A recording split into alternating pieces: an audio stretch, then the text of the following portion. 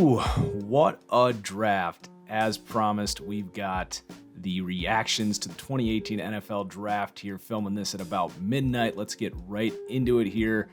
The Cleveland Browns, #1 overall. They actually did it.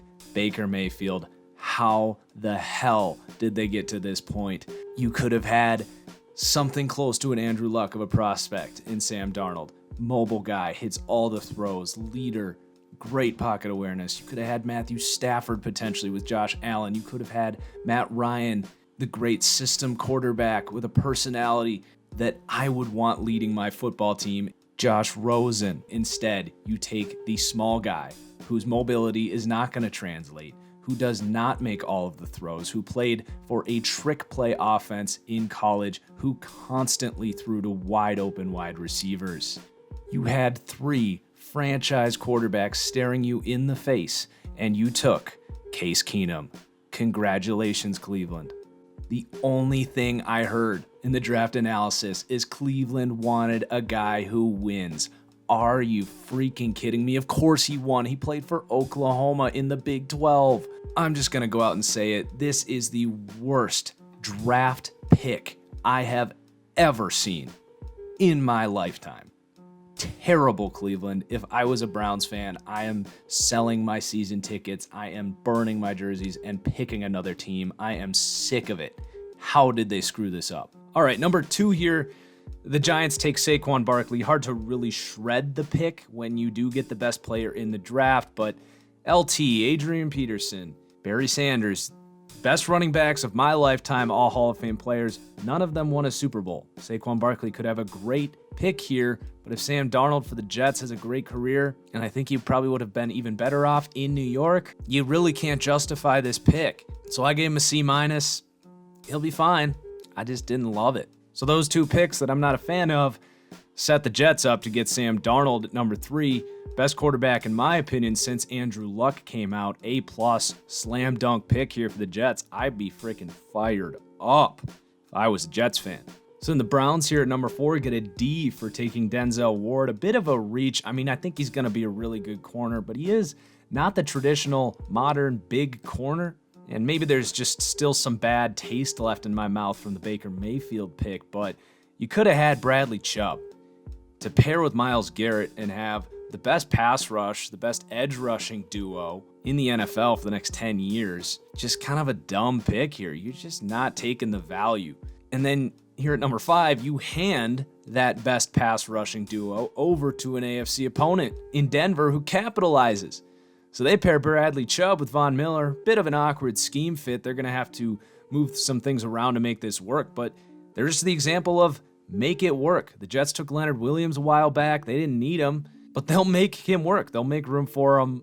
Denver's going to be a sleeper team this year. I'd put my money on it. So then Quentin Nelson at 6. This starts a run going back to that last pick of really good picks here. So Quentin Nelson, best available option to protect Andrew Luck, keep him healthy, improve the run game, improve the pass game. Just a great pick, no-brainer. And then #7, the Bills trade up for Josh Allen, and I love this pick. I talked about Josh Allen as a sleeper, as Draft Twitter has just annihilated this dude, but I love the upside. I think the Matthew Stafford comparisons are real. Accuracy, not a concern for me. Buffalo, love this fit. It's a great culture fit. They need to get him some more weapons, but a great move for Buffalo. Pick #8, Roquan Smith to the Bears. They've had an excellent offseason, loading up on the offensive side of the ball to make things easier for Trubisky, but now they get a defensive talent, a leader, and a spark plug for this defense. The Bears could be sneaky good this year. Unfortunately, they're in a loaded NFC. Pick #9. I know the 49ers fans did not love this pick. This was one of my better calls of the day. I said before the draft that Mike McGlinchey was a name that was going to go much sooner than people expected because of tackle supply and demand. Mike McGlinchey, the only tackle on my board that I had as a surefire day 1 starter. Everyone else you got question marks about, and at a position of this value, it's really hard to critique taking this guy at #9 if you're the 49ers. You saw what it did to the Raiders at the next pick as they had to trade down when they couldn't get this guy. As a fan, As someone on the outside looking in, this might not look like the best pick, but it really was a good pick. I don't think it was a great pick, but I'm not going to shred them for taking the best offensive tackle in the class. Pick number 10. Really liked this trade up to get another quarterback here, like the Bills. The Cardinals taking Josh Rosen, who has really grown on me over the last 2 weeks. I'm just starting to buy into him as a person. The more I really watched him, heard him talk, that was sort of the question, right? Is he kind of a weirdo? Is he arrogant? Is he a prick? You know what? I like his personality. He's got a chip on his shoulder now. I'm just a believer here in Josh Rosen. Call it a gut feeling. I think he's going to reach that Matt Ryan as a really good system quarterback in this league. Miami here, pick 11, has had a chaotic and call it stupid offseason. Nothing's really made sense. But here they stay true to the board, take a great nickelback here, Minkah Fitzpatrick, give this defense more oomph, more athleticism, more of an identity. Give them an A for this pick. And then the Bucs here clearly had a plan. They moved down, load up on 2 second-round picks from Buffalo. So that's a great move to go down here. Now, I've had my questions about the value of Vita Vea. You know, is he just a nose tackle? Is he Danny Shelton? Or is he going to be Haloti Ngata? I think he's somewhere between that. That pick is probably worth somewhere between 12 and 26, in my opinion. So they take him at the top of that range. Look, I think he's going to really help the run defense. He's really going to open things up for that group of fast linebackers to fly around. So the run defense will be much improved. I think that's a great pick. So I gave them a B. Pick 13, the Redskins. Thought they were going to go Derwin James here. Would have been a home run. Reason this grade's a little lower, but Daron Payne, following the mold that they had success last year with, taking Jonathan Allen out of Alabama, fits the same player. They need another player like that along that defensive line. It's going to be a nasty defense next year. I keep saying that. Going to hold to it. Good pick here for the Redskins. Could have been a little better, though, I think, with Derwin James. Then pick 14 here, the Packer fan in me was super excited to potentially get Derwin James here. Nope. Saints actually trade up, give up a first-round pick to go up and get Marcus Davenport. Now, I don't love this trade. He's got a ton of upside, but he's raw, which kind of confuses me as a team that wants to win right now. You got to give up a first-round pick to go and do that. That said, he could be great right away. He is such a freak athlete, and it's a huge need for the Saints team. So it's not an F pick. I just did not like the value of this pick, especially when in hindsight, they could have had Harold Landry at their same pick where they stayed put. Pick number 15 here. Same thing goes for what we said about the McGlinchey pick. Kolton Miller is my second tackle in this terrible class of offensive tackles. So the Raiders can't get their guy at 10. They got to move down and reach for a tackle. Supply and demand, the invisible hand knows no lie. I'll give this grade a C- because it is a reach, but I'm not going to shred him for it. Pick 16, man, did I love this Bills draft. You got your quarterback in Josh Allen, and then you move up a few spots and take a big need and a freaky player, Tremaine Edmunds. Home run pick here. Give it an A. Then boom, best pick in this draft. Easily Derwin James. Don't know what else I can say. I mean, he's Cam Chancellor. He's Harrison Smith. Those are my comparisons for this guy. He's got that same alpha mentality, the my ball, my field, my team leadership mentality. He falls to 17. He's the third best player in this class. And then he goes to the team that might have the biggest safety need in the entire league, who also happens to have a loaded depth chart. I'm coming out saying this right now. April 27th, the Chargers are my pick to win the AFC next year, baby. This team is ready to go. They don't have a home field advantage, but this pick sets them over the top. This defense will be untouchable. Love it. A+++. Then the Packers at 18. I gave him a C+. You know, Jaire Alexander, I think he's a good player. I had a second-round grade on him. I love that they moved down. They get a future first-round pick from the Saints, but I think they could have stayed put at 27. Even if Jared goes, you can take Isaiah Oliver. You could take Hughes, who went to the Vikings. Didn't think the trade-up was necessary, and it kind of bothered me, but they clearly wanted to go corner, and they got their guy, so can't really hate him for that, but I gave him a C+. Cowboys 19, go Leighton Vander Esch. I've been saying for the last few weeks, he's risen too far. The workout has pushed him beyond where I was comfortable. I thought he was a second-round pick. He was a third or fourth-round pick before his great workout. Yes, he's a great athlete, but he's got to play to that size. Sean Lee's going to help, but we'll see. I think it's just a high-upside project pick right now. Pick number 20, gave it a B-. Lions get their starting center. There's not a ton of value in a center at 20 overall, but this offensive line class is super thin. We saw a lot of teams here, and this will be a theme. I won't keep repeating this point, but these picks, these draft grades are raised here for these linemen because of how bad this offensive line class is. If you want a guy, if you want a starter, you got to take him.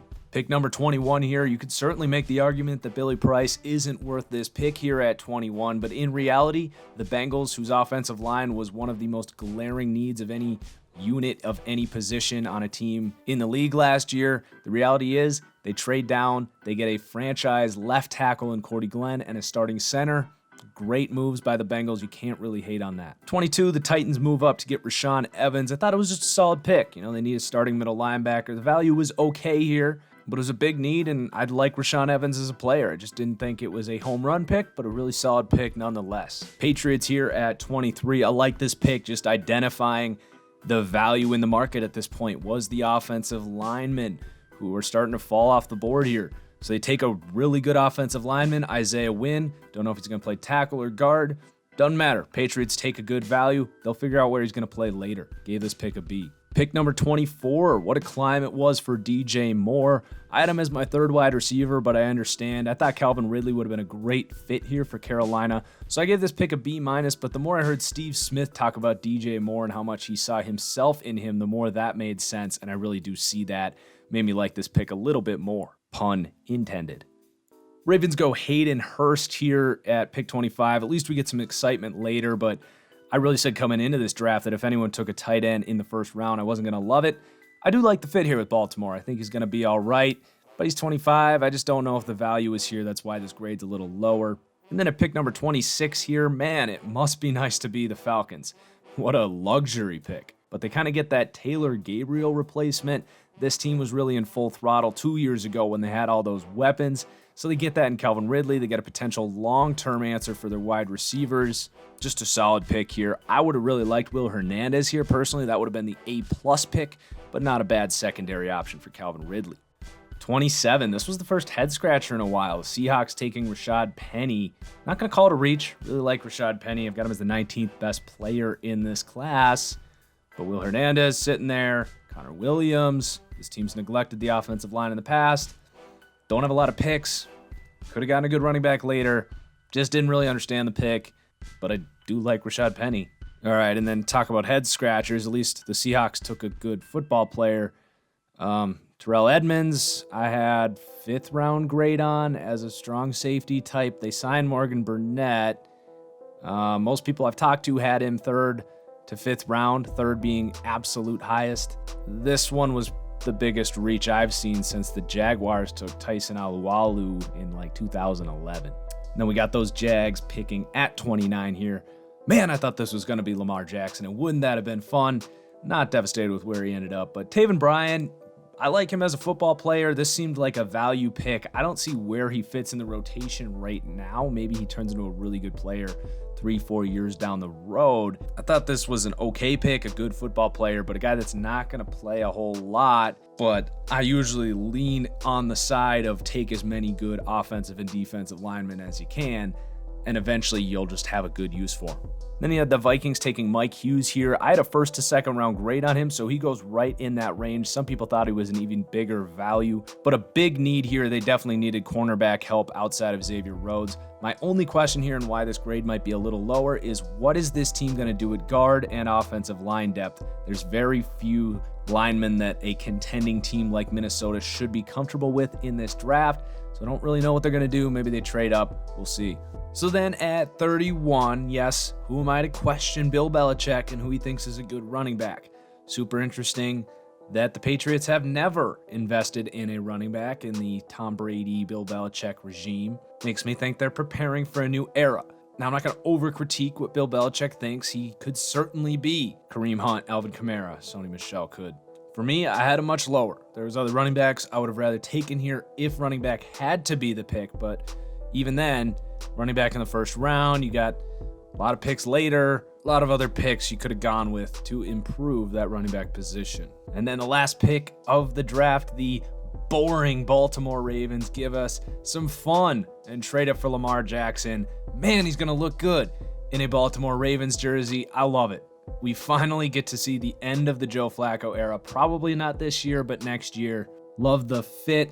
Lamar Jackson was my 4th quarterback ahead of Baker Mayfield. All I'm going to say to Cleveland is you could have had Saquon Barkley and Bradley Chubb and then traded like a 5th round pick to move up 1 spot and take Lamar Jackson.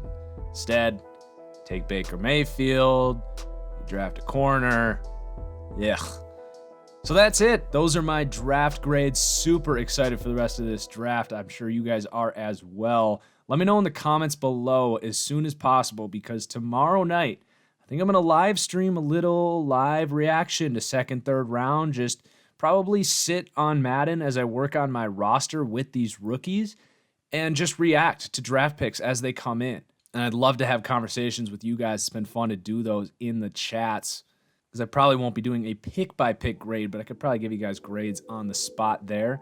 But I do kind of want to get a body count of how many people would be interested in tuning in for that. So that's going to do it. Cheers, everyone. We'll see you soon.